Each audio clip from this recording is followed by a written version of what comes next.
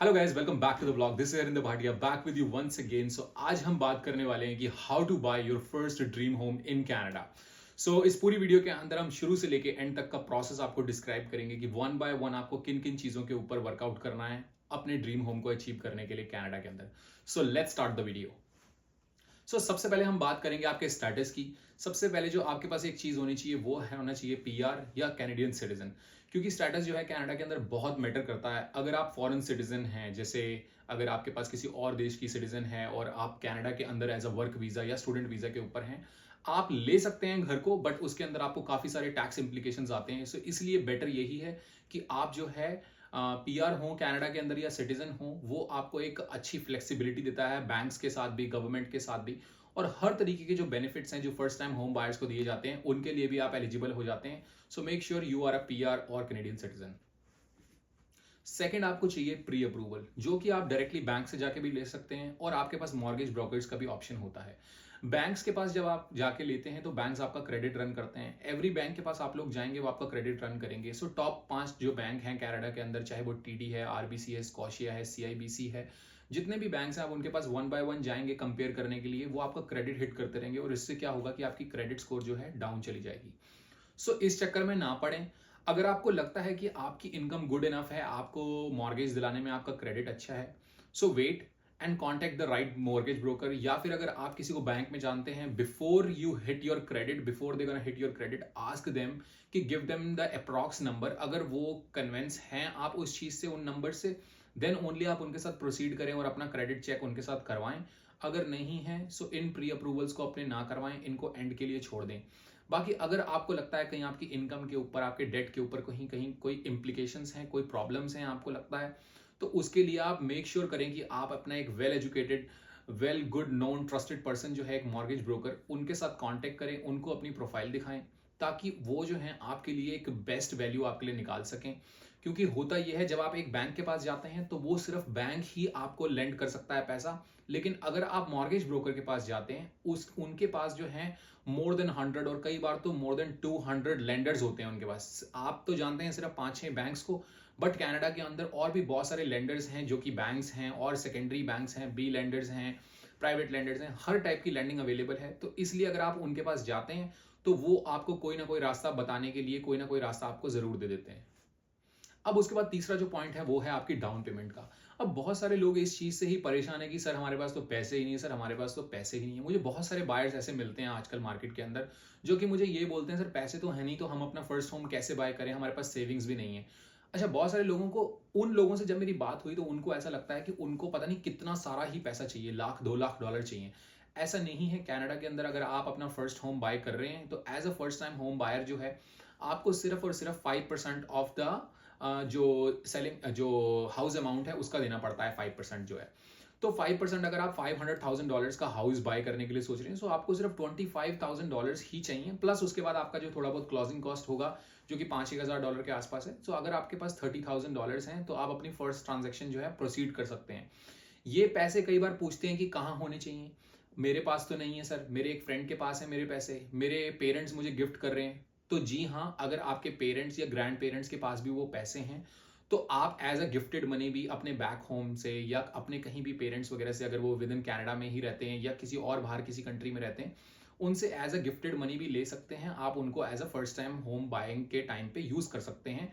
और ये down payment आपकी किसी भी तरीके के बैंक अकाउंट में हो सकती है, चाहे आप उसको अपने आरआरएसपी में डाल दें, चाहे अपने टीएफएसए में डाल दें, चाहे अपने एफएसएचए में डाल दें, या अपने चेक इन अकाउंट या सेविंग्स अकाउंट में, कहीं पर भी वो पैसे हो सकते हैं। आप उस पैसे को as a down payment use कर सकते हैं। फोर्थ पॉइंट आता है आपका एक माइंडसेट। माइंडसेट में क्यों इस टाइप बोल रहा हूं, क्योंकि बहुत सारे लोग तो हैं कंफ्यूज। उनके पास बजट है 5 लाख का, 6 लाख का, या कितने का भी, XYZ, डिपेंडिंग ऑन किस सिटी में वो लोग देख रहे हैं। अगर मैं एग्जांपल लूं लंदन का इस टाइम पे, क्योंकि मैं लंदन ओंटारियो से हूं, तो मुझे यहाँ की मार्केट के बारे में काफी कुछ पता है। मुझे लंदन ओंटारियो में ऑलमोस्ट लाइक 8 ईयर्स हो चुके हैं। इसलिए जो है, अगर आपका एक माइंडसेट रेडी होना चाहिए, आपको पता लग गया कि आपका जो प्री अप्रूवल हुआ, उन्होंने आपको एक नंबर दे दिया कि आपको जो है इतने की मॉर्गेज बैंक से मिलेगी, लेट्स से कि आपको 500,000 की मॉर्गेज मिलनी है, तो अब आपका माइंडसेट एक क्लियर होना चाहिए कि आपको उस 500,000 को बेस्ट यूटिलाइज कैसे करना है। क्या आपकी फर्स्ट ऑफ ऑल जो होगा वो रहेगी आपकी लोकेशन। कई लोग ये सोचने में लगते हैं कि हम ये लेंगे वो लेंगे, ऐसा नहीं होता। पहले आप लोकेशन को फाइनलाइज करेंगे कि वो लोकेशन क्या है, क्योंकि लंदन के अंदर भी ईस्ट है, वेस्ट है, साउथ है, और ये सब होने के बाद जो है हर जगह के प्राइसेस अपने अपने अलग हैं। ईस्ट के अंदर आपको प्रॉपर्टी रीजनेबल प्राइसेस पे मिल जाएगी, उसके बाद आता है साउथ के अंदर, नॉर्थ के अंदर जो है सबसे हाई एंड प्रॉपर्टीज हैं, वहां पर प्राइसेस काफी हाई हैं। सेम हाउस आपको ईस्ट में मिल जाएगा 500 में, सेम हाउस वही हाउस आपको नॉर्थ में आप जाएंगे आपको 650 की रेंज में मिलेगा।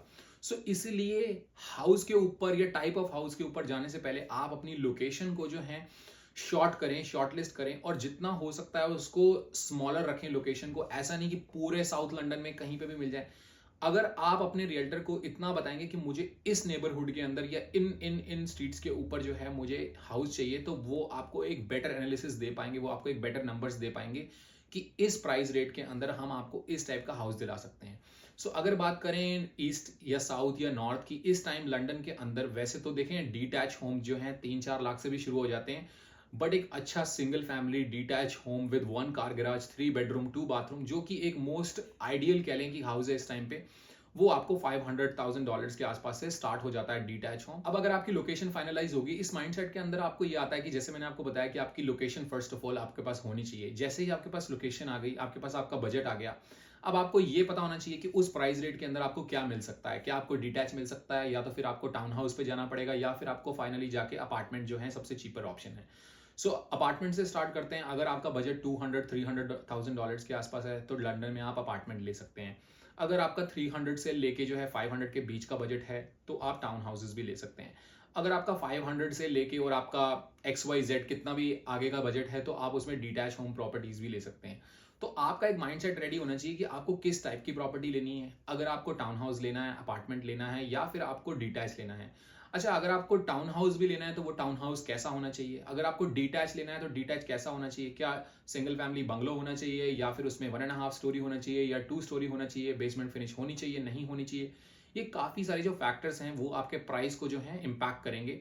तो जैसे ही आपको आपका बजट पता लग गया, आपकी लोकेशन पता लग गई, आपका माइंडसेट आपके टाइप ऑफ हाउस से भी क्लियर होना चाहिए। लास्ट और फाइनल, आपके पास होना चाहिए एक ट्रस्टेड रियल्टर, जो कि मोस्ट लाइकली आप कोशिश करें कि लोकल हो, आपके सिटी से बिलोंग करता हो वो, क्योंकि सिटी की नॉलेज, सिटी के नेबरहुड के बारे में जानना बहुत ज़रूरी है। उनको वहाँ के नंबर्स, उनको वहाँ का डाटा जो है याद रहना चाहिए, उनको पता होना चाहिए। जैसे अगर मेरी बात करें तो मुझे लंदन में रहते हुए इस टाइम पे तकरीबन तकरीबन 8 साल हो चुके हैं। मुझे लंदन के एक एक नेबरहुड, एक एक स्ट्रीट के बारे में बिल्कुल फुल ऑन नॉलेज है उस चीज़ की।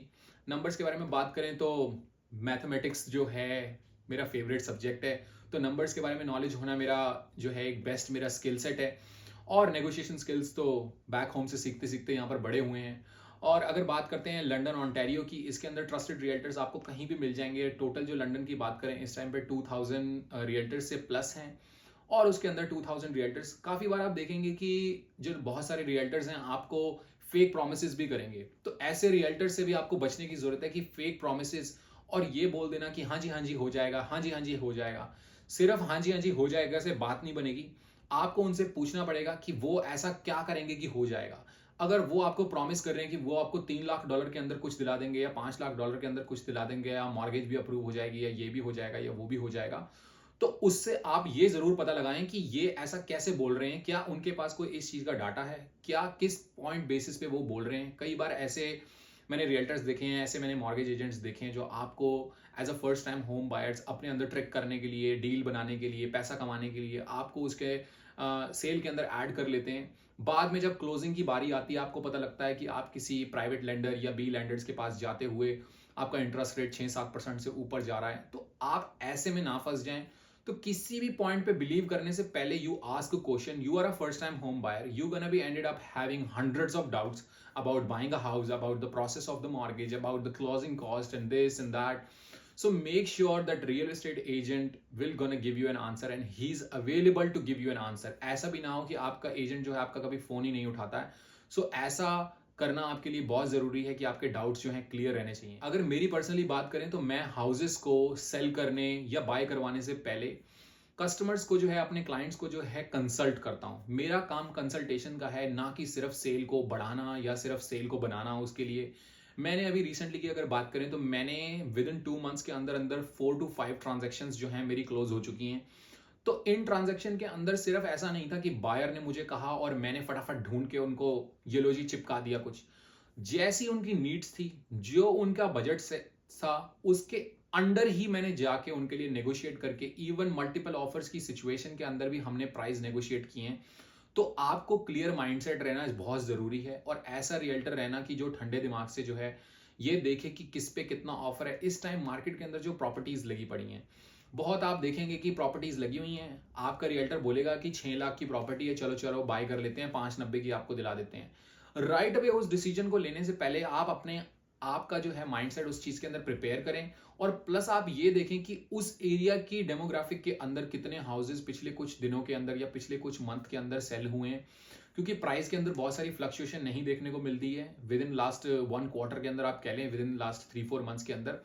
तो अगर आप उन नंबर्स को चेक करते हैं तो आपको एक आइडिया मिल जाएगा। अब कुछ हाउसेज ऐसे थे जब मैंने अपने बायर्स को दिखाए कि वो 6 लाख के लगे थे, ऐसा हुआ कि वो हाउसेज सेल नहीं हुए। उसके बाद उन हाउसेज के प्राइस लग गए 550, फिर वो houses ended up selling for 500। सो आप ये देखें कि अगर वो हाउस मेरा कोई बायर या किसी और का कोई बायर उनको 6 लाख में भी खरीद सकता था या 580 या 590 में भी खरीद सकता था, बट करते करते क्योंकि मार्केट ने उनको रिजेक्ट किया एट 600,000, क्योंकि मार्केट ने उनको रिजेक्ट किया at 550,000, so then those houses sold for like 500,000। So you have to really think about what you are putting, where you are putting your money, क्योंकि ऐसा ना हो कि वो जो 5 लाख का मार्केट वैल्यू रखता है वो हाउस, वो आपको कोई आपका रियल्टर ये बोल के कि 10-20 हजार आपका नेगोशिएट करा देता हूं और उसमें आपको फंसा दे। इसलिए आपके पास उसकी क्लियर नॉलेज रहनी बहुत जरूरी है और आपके पास एक अच्छा ट्रस्टेड रियल्टर रहना बहुत जरूरी है। सो आई होप वीडियो आपको अच्छी लगी होगी। अगर वीडियो आपको अच्छी लगी है, do like the video, subscribe to this channel, don't forget to hit the bell icon.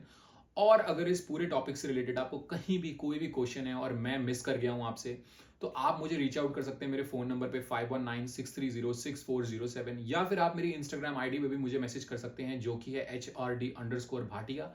ये है मेरी पर्सनल इंस्टाग्राम आईडी। और अगर आप मेरी रियल एस्टेट इंस्टाग्राम आईडी भी मुझे फॉलो करना चाहते हैं, वो है realtor.हरिंदर भाटिया। वहां पर भी आप जाके मुझे फॉलो कर सकते हैं। जो भी रियल एस्टेट रिलेटेड कोई भी अपडेट्स होती है मैं वहां पर अपडेट करता हूं। अगर आप विद इन नेक्स्ट 6 मंथ्स के अंदर अपना हाउस बाय करने की सोच रहे हैं, सो हम आपको आपका ड्रीम हाउस दिलाने के लिए अपनी बेस्ट प्रैक्टिसेस की कोशिश करेंगे। We gonna work best for you guys if you gonna connect with me. Thank you so much for watching, take care, see you soon.